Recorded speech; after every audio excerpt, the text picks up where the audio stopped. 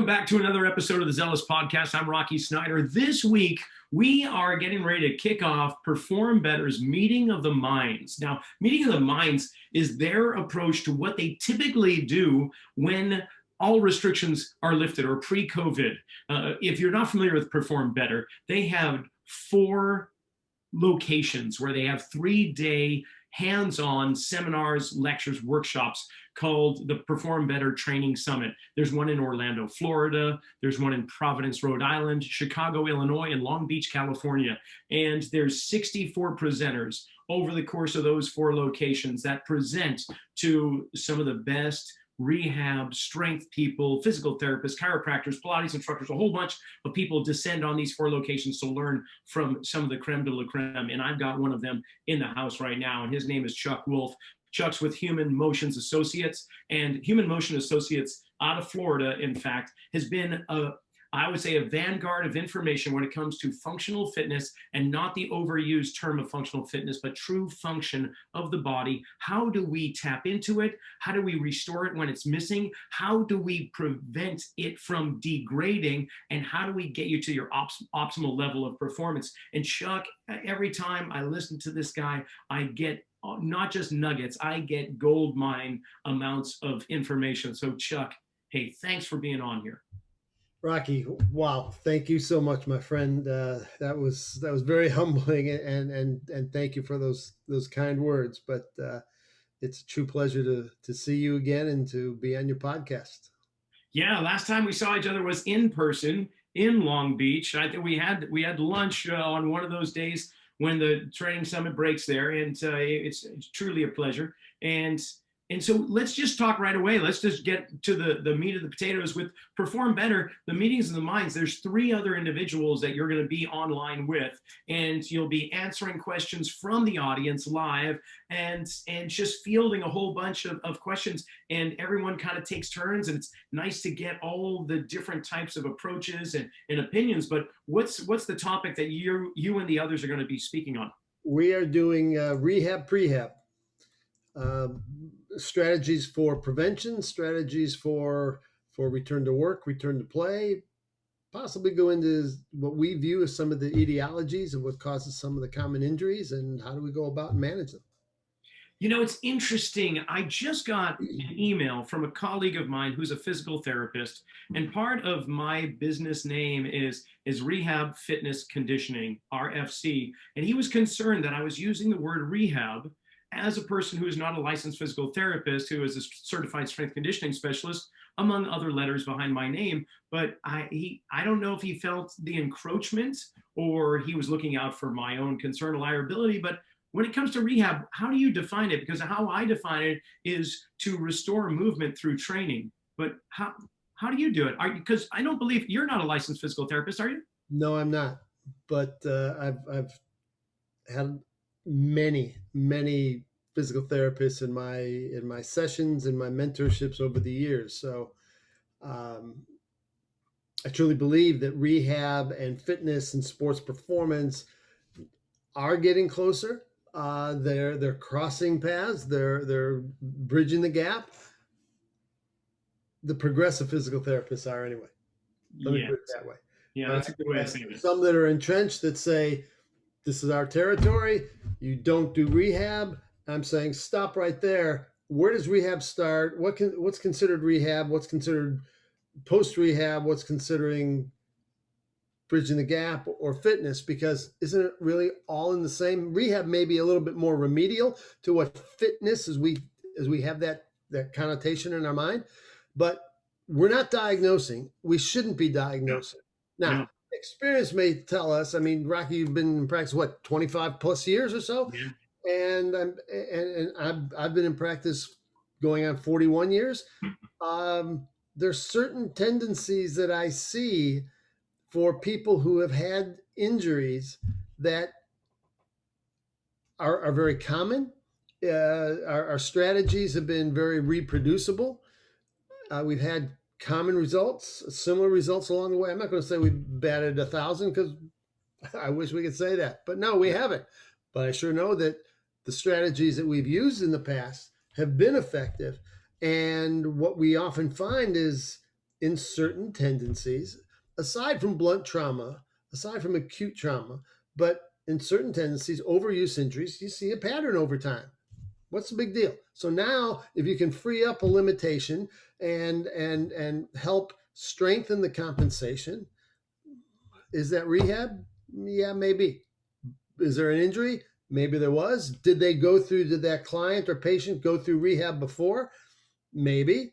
Maybe the rehab worked. Maybe it didn't work. Maybe there has to be a different strategy. But we all work together on the same team. And when it gets down to the bottom line, I don't care if you're a physical therapist, I don't care if you're a strength and conditioning coach, if you're a personal trainer, if you're a chiropractor, whomever, if we're not in this to help people get better, then let's get out of it. Well said. Let's be open to each other's ideas, and let's get rid of the territorialism and understand that there's more than one way to get to point B or C or D. Well said. When I first began, this was in the beginning of the 90s, right? So 30 years ago or so. And the going programs, the typical conventional programs in the gyms were bodybuilding of nature, right? It was all isolated. There were machines. We were just doing a lot of open chain stuff. And we're seeing a lot of issues in the tissues, so to speak, the elbows, the shoulders, the lower back. And little did I know I was feeding into that by the programs that we're designing.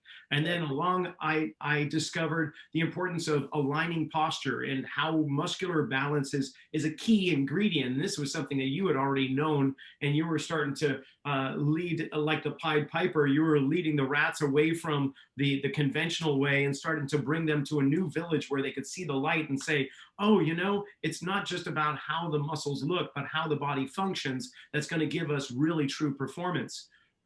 I bring this up in a long-winded fashion because it's really challenging to go against the current. You have been swimming, I won't say upstream, you've been fording your way across a river of dogmatic principles for quite a long time. What is that like? What is that when you have something inside that instinctively and with research backing you up, to be the truth? And it is unfortunate that so many others are so much louder at times that they drown out the truth. And here you sit, you've been doing these workshops, these seminars, these talks for a long time. And now people are actually having a greater degree of willingness to listen now because it's more common. But what was that like? Well, it wasn't just me. I mean, there's many Sure. others out there that I owe a lot of gratitude towards because they were some of my teachers and mentors, or at least we shared ideas back and forth, and they're still in the industry doing the same thing.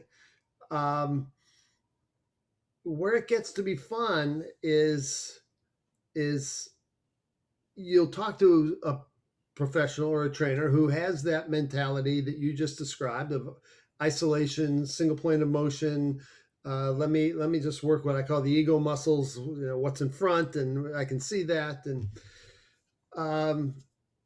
or if we talk about a certain movement pattern or training a certain group of tissue, such as the abdominal complex or such as the hips and the glutes as an example, and they do the single joint, single plane of motion. Now, I'm not saying that's necessarily wrong because let's go back to the rehab for a moment. Sometimes we need to have that and understand that we're a series of chain reactions. We're a series of integrated events that work in three planes of motion, but we're going to be as strong as the weakest link. If by chance we have to strengthen that weakest link, let's do so. If it's going to be an open chain, if it's going to be one plane of motion, that's fine.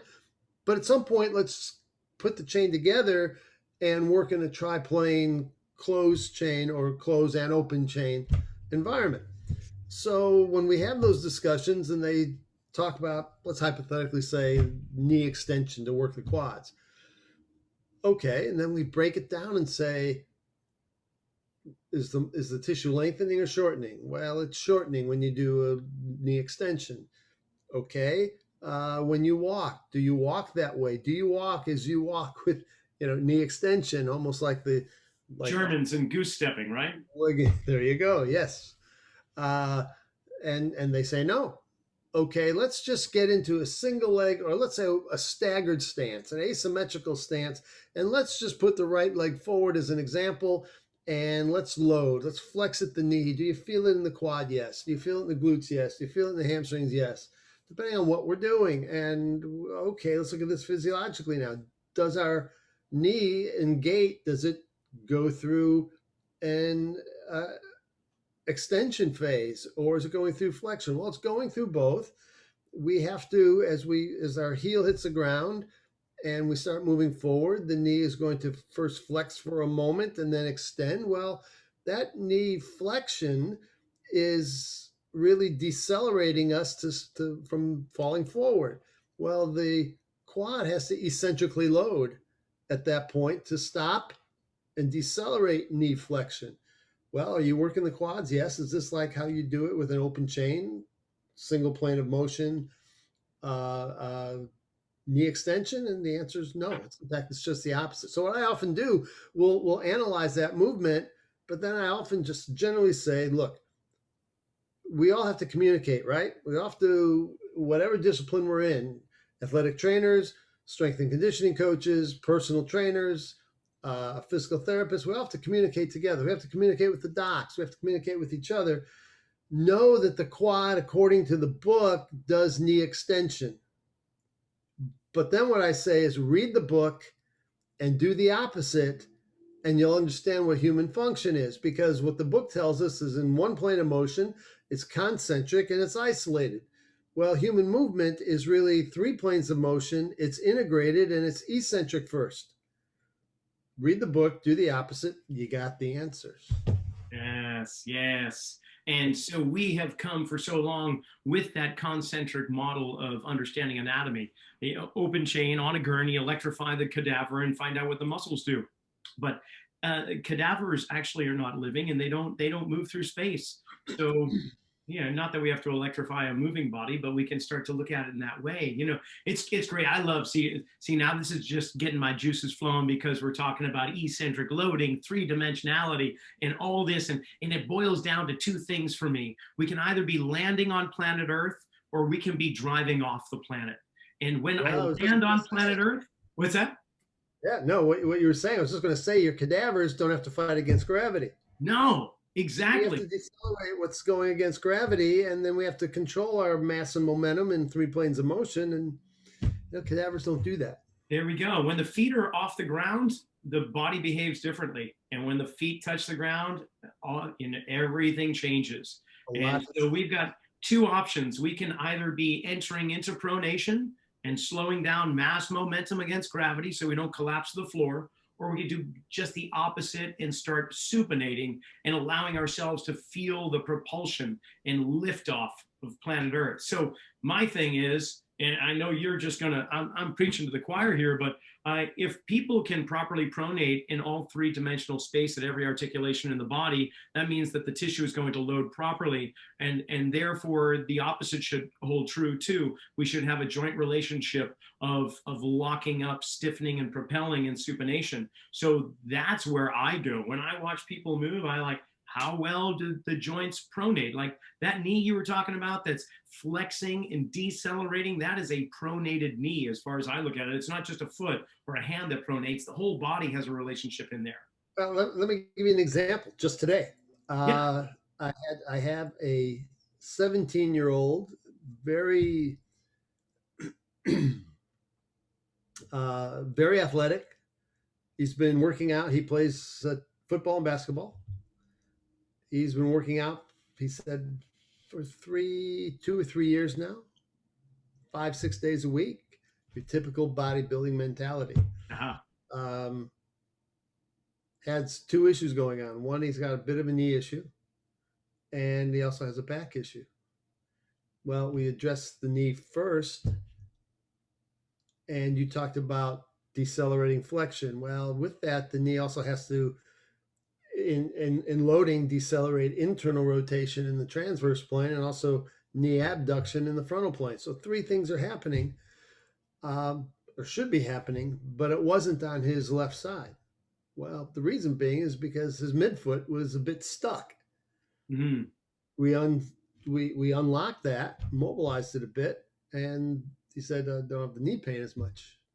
Still had some because it was still irritated, but you saw his range of motion increased immediately. So you talk about the knee, you talk about three planes of motion, but I, I'm a believer that the knee's the dumbest joint in the body, is going to do what the foot and hip and what the foot and ankle and the hip tell it to do. So Yep. let's look away from the knee for a moment. In this case, he had a midfoot issue, a little bit of a subtalar joint issue, and we cleaned that up. Now, the fact remains is that foot and that ankle was also causing his hip to circumduct, and the hip was whipping out in the transverse plane when it should have been going into an anterior tilt. So L5S1 was getting this a bit of shearing, and those are things we have to address.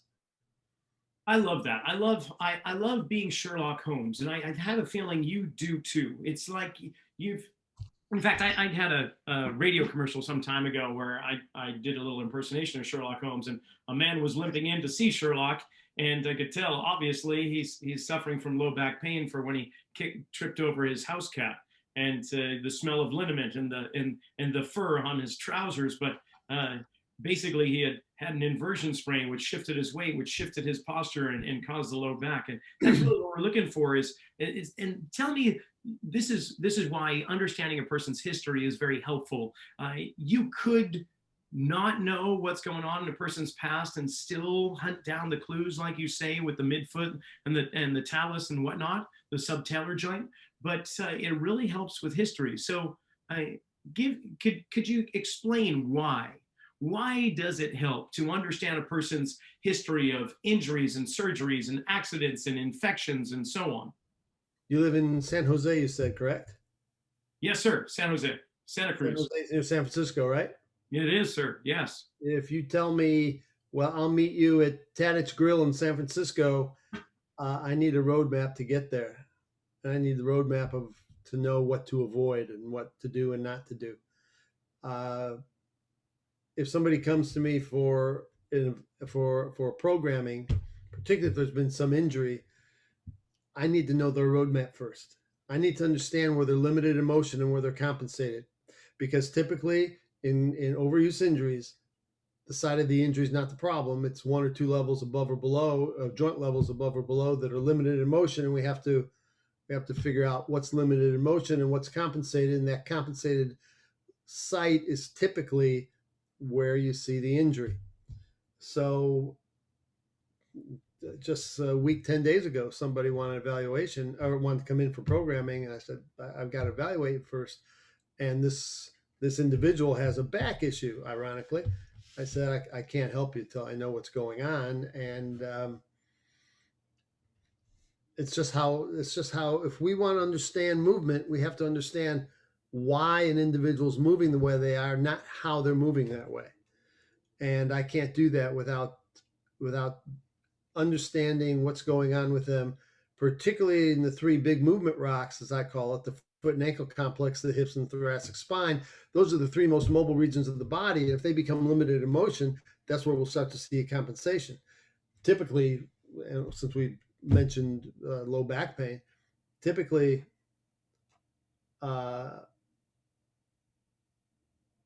in nearly every client or patient who has had low back pain, and I'm just saying low back pain, that could be muscles and myofascial tightness, could be neurological issues. They are limited in one, if not all three of those regions. And you have to understand what goes on at one to understand the impact it has on the others. So when somebody doesn't do an evaluation of some sort or movement screen, I think we're doing them a disservice, and we need to understand what's the roadmap. Why are you moving the way you are? Yes. That is, unless you understand joint relationships as you do, and how a certain movement is meant to be in a conventional gym, say, like you're watching somebody do a conventional exercise like a lunge or a squat, you understand what joint should be doing what in all three dimensions. So you can start to scope out what it is this person is missing in their movements, right? Rocky, how many times have you seen in the gym If somebody's doing a squat, let it be if it's weighted or unweighted, and you see their hips list to the left as an example. Sure. And how many articles have we read in the past when we've seen pictures of the trainer with their hands on the client's hip and trying to keep them centered? When that's listing away, something's going on there to cause that reaction. Exactly. It has been nearly 100% of the time that I have seen that there has been an ankle or a foot limitation or dysfunction. So if the ankle isn't going into ankle dorsiflexion, and if you don't go into ankle dorsiflexion, it's going to be a myriad, a cascade effect of reactions into the foot, and the tibia is not going to internally rotate. Now we see that the femur is not going to internally rotate, the hip's not going to go into anterior tilt, so we list away from that. We have to get back and say, why is that happening? Not just the fact, don't do that. I'm going to keep my hands here to keep you straight. Why doesn't that happen? You clean up that foot and ankle on the side of which you are moving away from that, you'll see that squat will get better. I've seen it for years.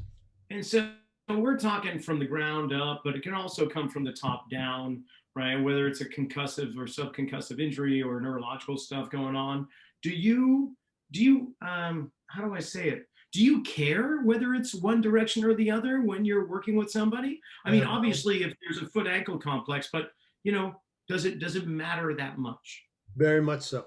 Very much so, because there's a reaction above that side of the injury. When we look at top down now, how is an extremity reach affecting the shoulder girdle, which is affecting the thoracic spine, which affects the lumbar spine into the hips, and work your way down? Has there been a compensatory pattern of people just working at their desk for long periods of time because they have a desk job? How that's impacting posture and how that's going to impact how the spine is going to impact the hips? Has there been a neurological issue, something going on in the brain? And there's so much new research is coming out on what the brain is doing and vestibular motion, vestibular function is doing to our movement patterns. That's just emerging, and it's mind-boggling what's coming out. I'm curious. Yeah, I know you work with some neurosurgeons or neurologists too. Do you delve into VOR, vestibular ocular reflex, at all when you're dealing with some people, if there's a need for it? Right now, to be very honest with you, I'm just in the early stages of studying that. Gotcha. People that I've talked to who seem to have a grasp on it are saying they're seeing results. It's a mixed bag of what I'm seeing right now. I believe that there is a relationship. To be honest with you though, Rocky, I don't feel that competent with it as yet to give an in-depth, intelligent discussion, but I do believe, and I have seen when there is a vestibular issue, obviously there's going to be an ocular compensation or a cause, that I have seen compensatory patterns, particularly as we get older, particularly on athletes I've worked with that have had a concussion. I am seeing that. I am studying that into more in depth, so I have a better grasp of it. And then how will I integrate that into my programs or into my thought process? Yeah, yeah, it is an emerging science, and there are some people that have been doing it for a while, but like I said, it would be, I think, irresponsible on our part to just take a weekend workshop and come home and start doing things that are messing with your neurology. I'd much rather deal with joints, which, by the way, we haven't really touched upon muscles. I mean, you brought up the quadriceps when we were talking about the knee, but what you have been talking about with human movement is actually bony structures and joint mechanics. Because, and I know why, but why do you focus on the joint and not individual muscles? Well,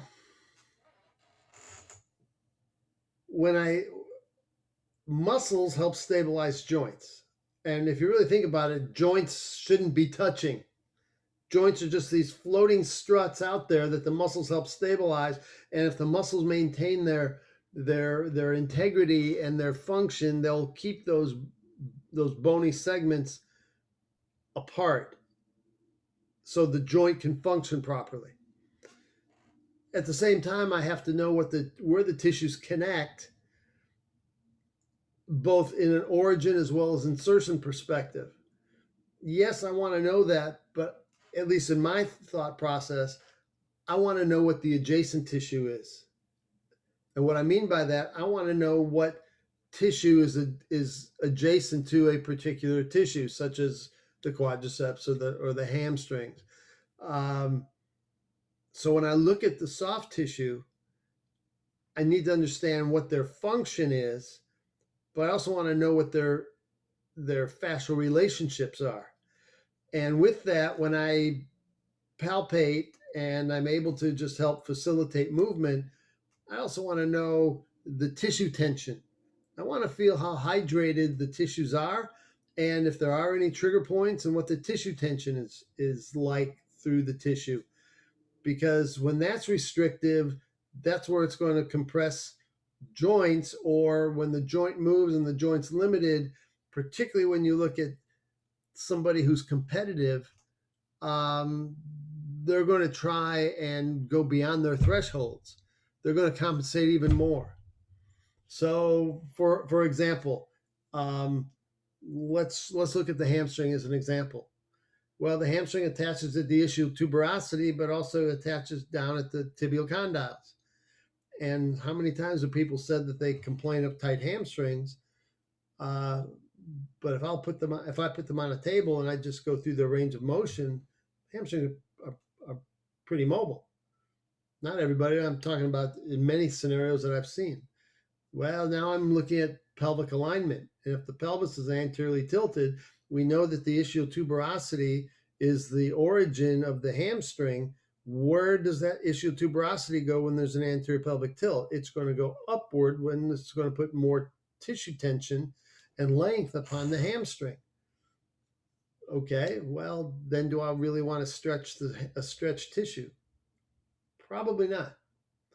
Let's add to it even further that by chance that individual may have a rear foot control problem. And let's just call it for the moment a planus foot or a flat foot. Now, flat feet aren't necessarily flat feet. There's many what appears to be a flat foot that I've seen a good arch. It's a compensatory pattern that it's a rear foot compensation. But either way, the calcaneus is everted, which is going to take the tibia and internally rotate it. What's that going to do to the tissue then? You're stretched it above, and you're also now rotated a bit. Hamstrings do control rotation, but now you've got this tissue that's long and taut. It's not short and tight. And abdominals are that way. The deep hip flexors are that way. The lats and the shoulder girdle. How many times do you have people that come to you and say, Rocky, I've got such pain. They walk into you after coming from their desk, and they're short in the hip flexors, and they're tight in the abdominals, and their pecs, and they're kyphotic, and they've got protracted scapula, and they say, Rocky, my shoulders, in between my shoulders, I've got so much, I'm so tight back there. When they're really long and taut, and the tissue's stretched. And I heard a colleague of mine, Coach TA, Trevor Anderson, say something a few weeks back, and I loved it. Stretch what you can see and strengthen what you can't. Uh-huh. Here we go. Okay. Strengthen the more intrinsic and stretch the superficial, or the more topical. And stretch the hip flexors, stretch the abdominals, stretch the pec, stretch the anterior delt, strengthen the parascapular musculature, strengthen the posterior shoulder musculature, strengthen the lats, strengthen the glutes. Makes all the sense in the world. It totally does. Yeah, I think if you know where a joint should go in a certain movement, then, and it does, then you can be pretty well convinced that the muscle tissue surrounding that joint is going to behave how it should behave. If that joint moves in a way that is just missing the mark, maybe it's not traveling the transverse plane enough, maybe there's not enough frontal plane, whatever the case may be, then you can start to to understand what that tissue surrounding it is going through. And you can start to target rehydrating, lengthening, shortening, loading, or unloading, whatever the case needs to be for that particular event. Well, So, here's what's interesting though, because you mentioned two planes that I find pretty interesting. That's the frontal and transverse plane. And let's talk about the hip in particular. Um, if when I see somebody walk and they don't have much hip adduction at all, we can just stop right there, because if you are tight in the frontal plane, I'll guarantee you're going to be tight in the transverse plane. And so why? many trainers see that their clients are tight, or I see it in athletes all the time, and they have difficulty rotating into a hip. Well, so I say, okay, let's stay away from this for a bit, but let's lengthen you in the frontal plane. They say, well, I need to rotate, and I see this in pictures all the time, and I'll talk about that in just a moment because it's near and dear to my heart. But if you're tight in the frontal plane, if your hip is tight in adduction, you guarantee will be tight into internal rotation of that hip. So why do we want to take a client and rotate them, particularly if they're trying to rotate and now we start to see some of that feather up into the lumbar spine? Stay away from rotation for a bit and let's work them in the frontal plane. Maybe as they do an adduction shift, or if they do a frontal plane lunge, a side lunge, maybe I'll have them internally rotate their foot just a bit, just to influence and feather the transverse plane, but I need to gain that motion first. You gain that, you're going to see better transverse plane motion. And the reason I bring this up is for about we're going on 6 years now, I've been doing a study on Tommy John injuries, UCL injuries. I played baseball way back in the day. I'm blessed to not only have played some minor league ball, but understanding the throwing motion and the biomechanics of throwing with my understanding of biomechanics, I could just have a heyday. I just geek out working with pitchers who have shoulder or elbow problems. And what I found is that the ball players have had shoulder injury, nearly 70%, 68.9% of the elbow injuries that I've evaluated, they've had less than 30 degrees of internal rotation of the opposite hip of their throwing arm. Do you think that's coincidental? Not anymore. Not when I see it to that degree. And we free them up. And why does that happen? Because of the fascial relationships of the opposite glute into the opposite shoulder into the arm. And the elbow now becomes the upper extremity version of the knee. And we start to see lack of motion on the opposite side into the lat, tightness in the shoulder girdle, which is the hip up here, and I'll see that the humerus goes into internal rotation further and faster than the radius and ulna, which is similar to the tibia and fibula. Mm-hmm. So we free up that hip, work on their throwing mechanics, and this is aside from what their throwing mechanics, how lousy they may be. They may be drifting, they may be long, they may be late in hand separation, they may be overstriding. That's just complicating, or I should say compounding the matter of the fact that they are tight in that hip opposite the elbow. So we have to understand what's the relationship of the tissues and how they work in 3 planes of motion. How often do you find that their skills are impaired when you start to free up restricted areas? Because that's been a question to me from people, from guests on the show as well, or podcasts that I've been on. They say when you start to bring people back into a more centrated place, does that affect their golf swing or their ball throwing? And I say, anything's possible, but the experience that I've had, it only improves it. The very rare occurrence will I have somebody come in and say that really messed up my golf swing. I'm reworking it right now. What do you find? There's a step in between, or 2 steps in between that I see first. First of all, when let's say we free up a hip as an example. Sure. And they do have greater range of motion now.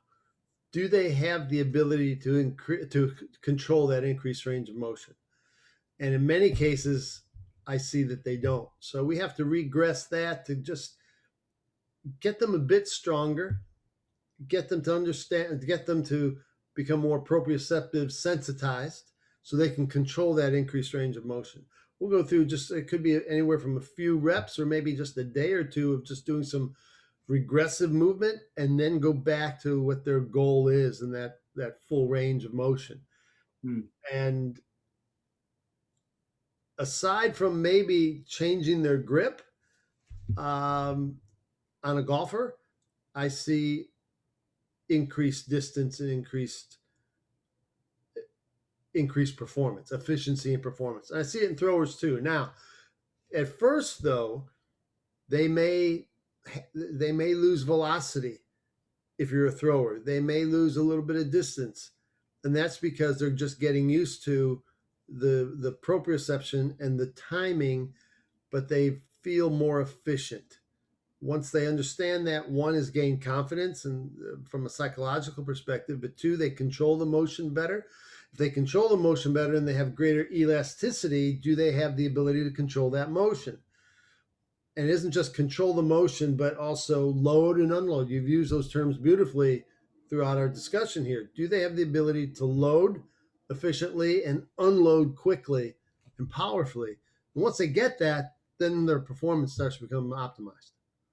Okay, you've mentioned something else, which is movement screening. And of course, there are some that are extremely popular out there that kind of coined the term early on as a screening process, but is essentially an assessment or observation as to how the body moves. So however you want to coin the phrase movement screen, you, I imagine, have your own particular processes in which you have developed over the years with the clients and athletes that you've seen.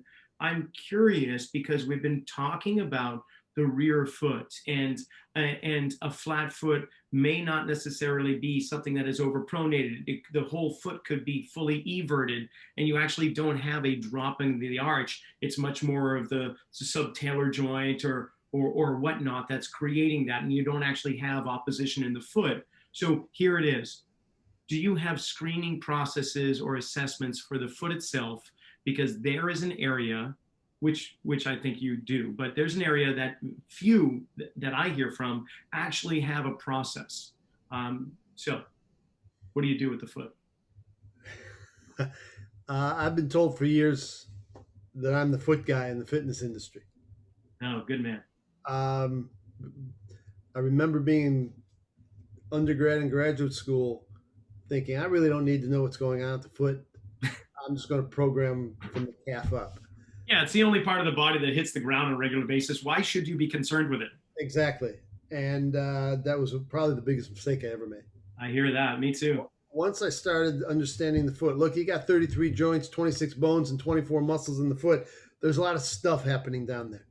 And we should understand at least a good majority of it. And I like to break it down into just 4 big rocks that take place that if we can understand what takes place, it's going to have an impact up the chain. And one is ankle dorsiflexion. Can you ankle dorsiflex? You need a foot? 1 second. Hold on a second. I got a foot right here for you. Oh, I've got one too. Okay, we'll have matching feet. Is yours a right foot or left foot? Mine's left. What's yours? So is mine. Aha. So I'm not going to.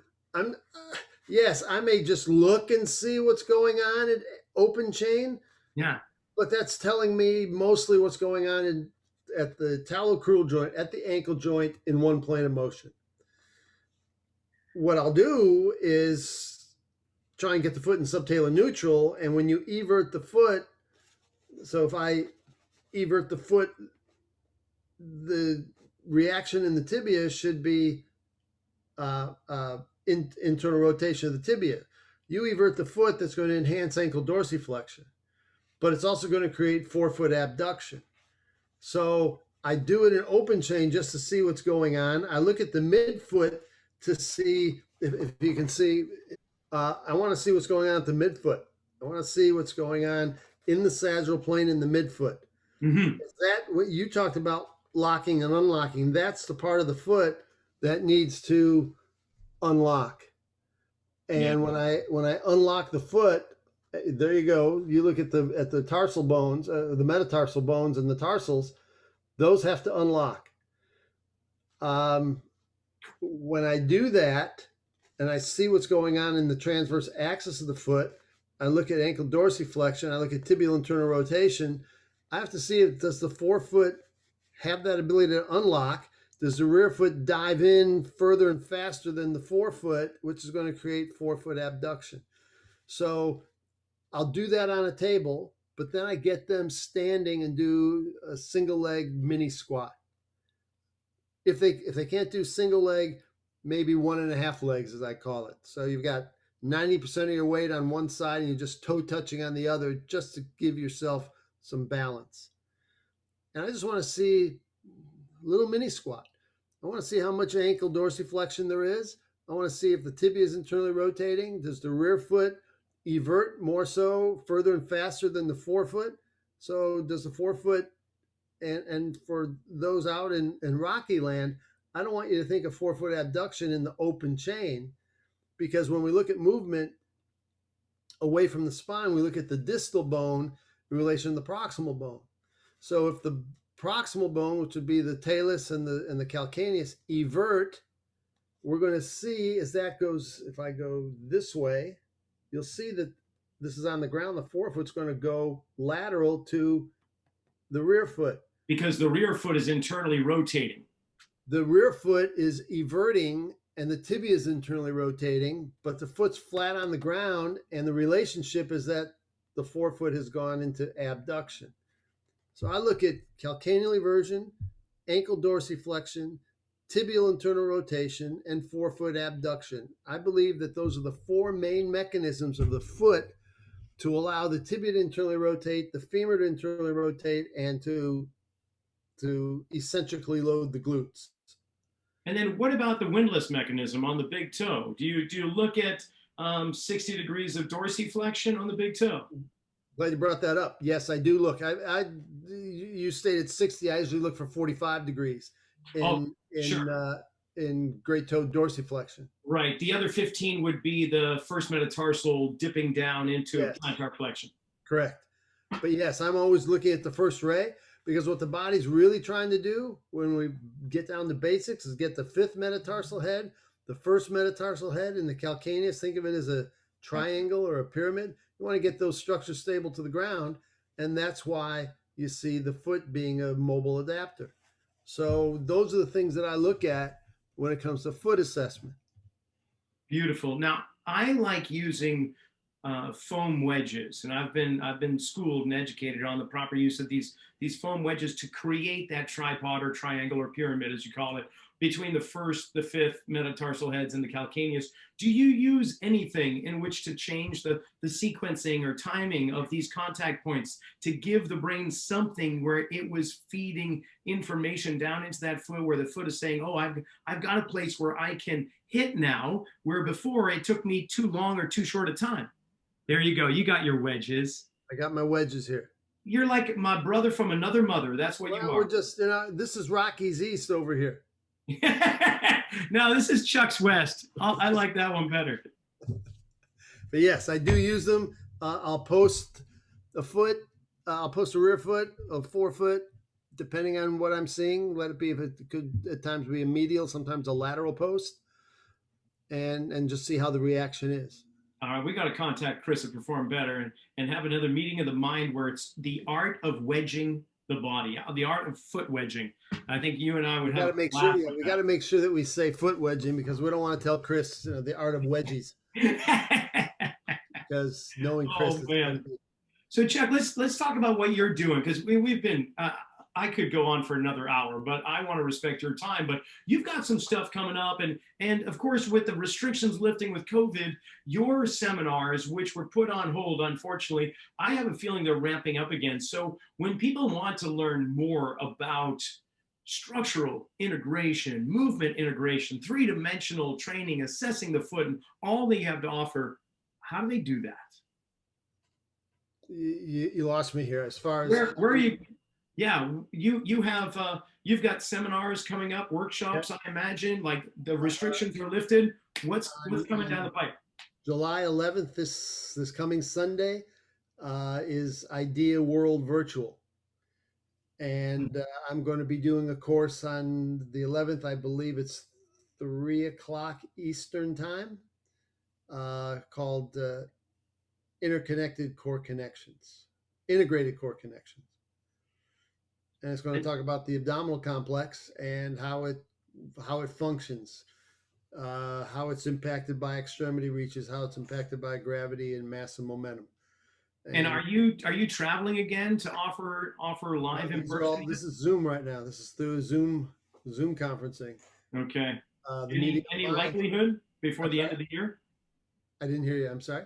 Any likelihood that you'll be starting to travel before the end of the year? I thought there might be, but with the Delta variant coming up, and I think people are a bit hesitant. Realistically, I don't think there's going to be much going on. There'll be isolated events, but right now my schedule is going to be mostly virtual. Okay. What I am doing is trying to take my courses and I'm making them virtual. I'm getting them up online. You can get them off my website. We've got 2 up there right now. We're working on the 3rd one. And your web address? What's your website? Human Motion Associates. That's the name of my company. HumanMotionAssociates.com. I'll put that in the description below the podcast so everybody can get it. And everyone's well, not everybody, but are you an Instagram kind of guy? Do you post on Instagram? Keep in mind, social media and when I address or approach social media, I think of my parents and my dad especially trying to understand my stereo system. I am posting, yes. I've got somebody who's very proficient with it that's helping me right now, because I post is one thing, but then they ask about, well, what about your links and what about your bio and what connected here, and it goes in depth, and I said I have no idea what you're talking about. That's what the young trainers are for. Let them do that for us. They are helping me with that tremendously. So yes, I do have an Instagram account. It's Chuck Wolf HMA, Human Motion Associates, Chuck Wolf at HMA, and also my website, Facebook. We're on Chuck Wolf HMA. They got me on Twitter now and LinkedIn. So they all connect somehow, I'm told. There you go. Just like the joints in the body, so too will your social media. Chuck, this has been wonderful. I can't wait for July 22nd and to go to the meetings of the mind. Of course, that's performbetter.com. It is free, by the way. And last year you were able to get continuing education units. I don't know if that's the case this year, but it's worth looking into. Even if you don't get CEUs for it, if you're a trainer or physical therapist, you're going to get a whole bunch of great insight, and as well as just like I got it from this hour. I love listening to you. I can't get enough. So hey, Chuck, this has been great. Thanks so much for coming on. First of all, it's great to see you, my friend, and thank you for the opportunity to chat with you for a bit. It was good to exchange ideas with you, and just to know that Rocky's East and Chuck's West, they're both doing well, and it was just great being with you, and I appreciate the time, sir. You too. You take care. And that brings a close to another episode of the Zealous Podcast. Thank you, Chuck Wolf, Human Motion Associates, for coming on and having a fantastic conversation. Hope all the listening audience enjoyed it as much as I did. We'll see you next week with another episode of Zealous.